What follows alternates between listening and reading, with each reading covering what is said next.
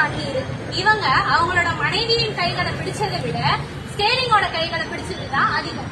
ஆமா, அவங்கதான் நம்ம எல்லாருக்குமே பிடிச்ச ஓட்டுநர்கள், டிரைவர்ஸ்.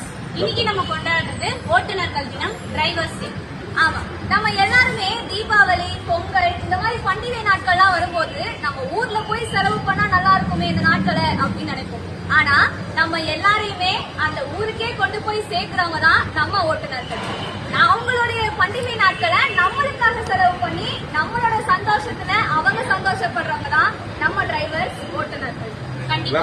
அது மட்டும் இல்லாம நம்ம எல்லாருக்குமே ஏதாவது ஒரு எமர்ஜென்சி அப்படின்னு வரும்போது அந்த சிச்சுவேஷனை பொறுமையா ஹேண்டில் பண்ணி அவங்களோட உடல் நலத்தை பத்தியும் கவலைப்படாம ஓட்டுறாங்க.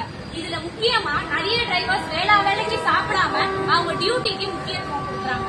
ஆமா, இப்போ நிறைய கல்லூரி மாணவர்கள், காலேஜ் ஸ்டூடெண்ட்ஸ் எல்லாருமே பஸ்ல டிராவல் பண்றாங்க. அவங்க பண்றது எல்லாமே ஆபத்தான பயணம் தான். அப்படி இருக்கும்போது நம்ம டிரைவர்ஸ் அவங்க எல்லாரையுமே பாதுகாப்பா அவங்களுடைய வீட்டுக்கு கொண்டு போய் சேர்க்கிறாங்க. அந்த கண்ணனம் பாராத உள்ளம் கொண்டவர்கள் தான் நம்ம டிரைவர்ஸ். இதுல முக்கியமா இந்த தமிழ் ஆசிரியர் அவங்க சொன்ன ஒரு இன்சிடென்ட்டை நாங்க சொல்ல விரும்புறோம்.